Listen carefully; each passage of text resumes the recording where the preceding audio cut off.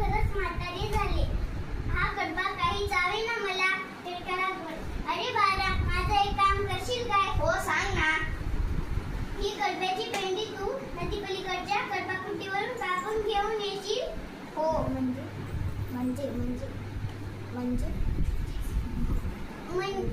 मला नीट कडबा चघळता येईल. दे मला पेंडी बांधून एक रिकामा पोतं सुद्धा दे.